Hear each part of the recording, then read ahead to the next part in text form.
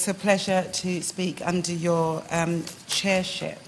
And can I congratulate the member and my honourable friend from Canterbury for securing this really important debate, and how great it's been to be able to listen to all of these names and have their names in perpetuity in Hansard, knowing that we've done our bit to recognise working class women who have often and who are still often ignored.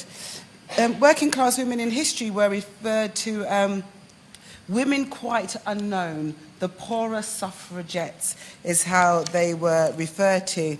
And my honourable friend from Canterbury mentioned how few opportunities there were for working class women, and how the gender pay gap and the inequalities in those, and how they still are. So they still are, if you like, poorer female citizens. And she also mentions 50-50 Parliament, which we campaign on, and I know that Francis Scott is here today, and the upskirting and the revenge porn that we need to ensure that is made a sexual offence, so that those women who suffer do not have to make themselves publicly known. And how can we achieve all this in this day and age, in this modern time, Miss Buck? We can all play our part. We can include inclusion riders, like the actors are doing at the moment, to say, I will not star in a film if it doesn't involve diversity in its pipeline, in its creativity. We can all play our part. We talked about various sections of the Equality Act. I do hope when the Minister rises to her feet that she might be tempted to make an announcement that the government will be enacting Section 1 of the Equality Act that forces public bodies to look and to take into account socio-economic disadvantage when making policy decisions. Because maybe if we had more consideration when policies are being made, we will see less or fewer policies like the third child policy, or policies where 86% of the cuts are falling on the shoulders of women, or the policies where black, Asian and minority ethnic women suffer more than any other group. And the member from Canterbury also mentioned our member from Bradford West, who is currently recovering, and the proxy vote debate was being postponed. It was supposed to be today, Ms. Buck, but it was postponed. I would have hoped that all of those women that were ready and poised with their speeches would have come to this debate and at least listened to the debate, or even say their speech, because it wouldn't be wasted in this debate at all. And the member from, there were so many great speeches, and I want to touch on just some of them. The member for West Ham flying the flag for working class women and the different types of women, and the strength of East London women, which I can obviously contest to, Ms. Buck, and giving the voice to the match women, and then talking about the leaders of those times being buried in the paupers' graves. And you think that all of their struggle, they're buried in paupers' graves. And the member from Plymouth, Sutton and Devonport talking about Nancy Astor, and how we do have to talk about the journey of women, even women we disagree with. I can't say that I'm often in that position, but of course I am often in that position, talking about women who I disagree with and the policies that they make. But their story deserves to be told, like everybody else's story deserves to be told. And it is important that we all stand up and stick up for other people's rights, whether you are male. Just imagine if all the men spoke about all the rights of women, how quickly we would move towards equality. Just imagine if all the white people spoke about the equality of black people, how quickly we would move towards equality. Just imagine if all the straight people spoke about all the LGBT plus people, how quickly we would move towards equality. We must all play our part in speaking up for equality. It reminds me of a saying from Martin Luther King that says, I cannot be where I ought to be until you are where you ought to be. That is the interrelated structure of society. So we all play a role in each other's journey.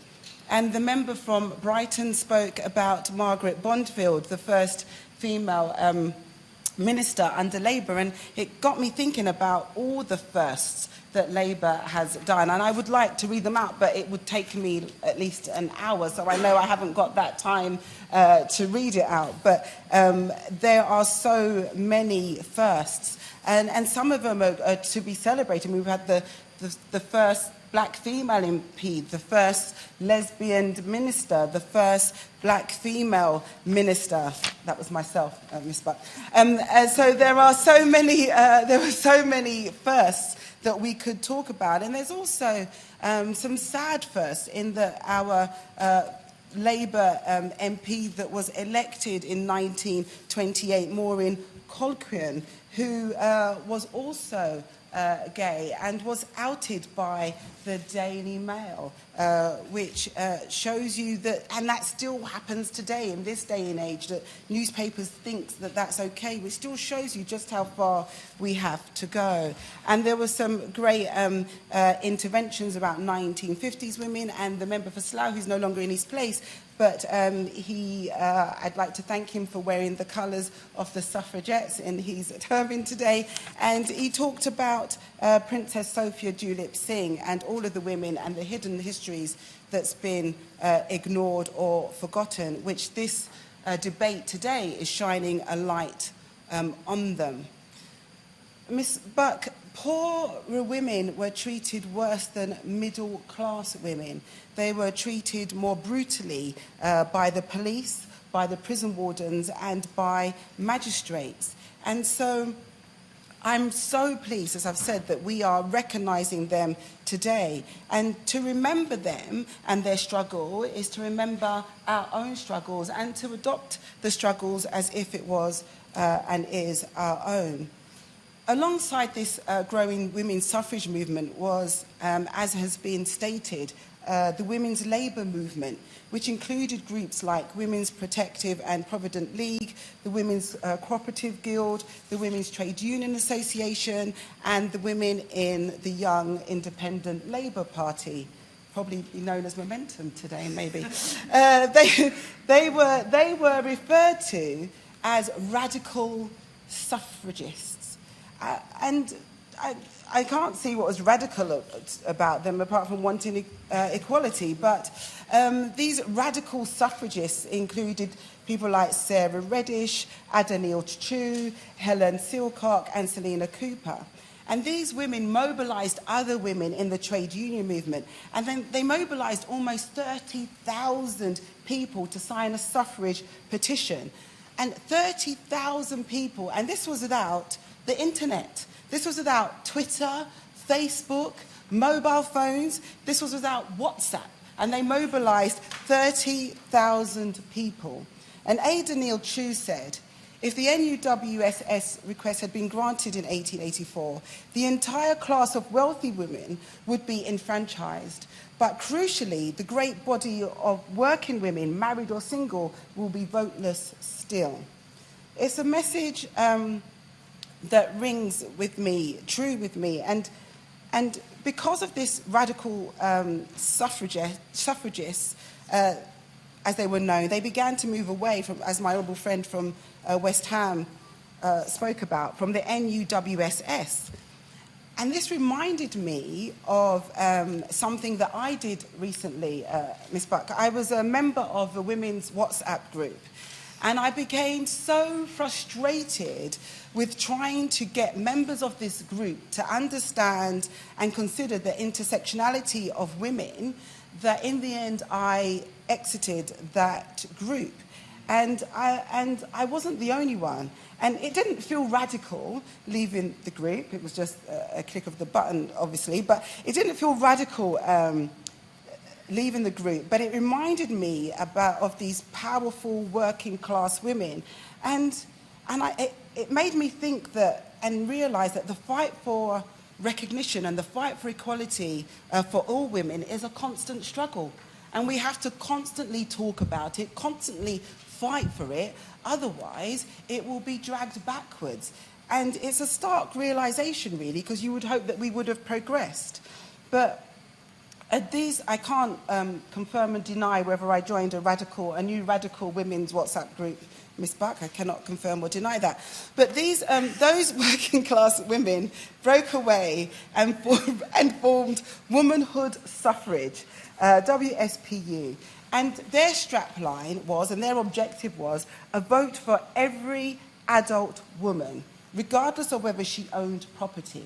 See, working class women, when they fight for everybody. They don't just fight for a select group, they fight for everybody. And that's a lesson that truly still needs to be learnt in some feminist circles. I mean, what they were fighting for sounds really simple. It does not sound radical to me at all. It actually just sounds like, as my honourable member from Canterbury said, if all women had received the vote earlier on, how far would we be now in the terms of equality? We may not even be having this debate.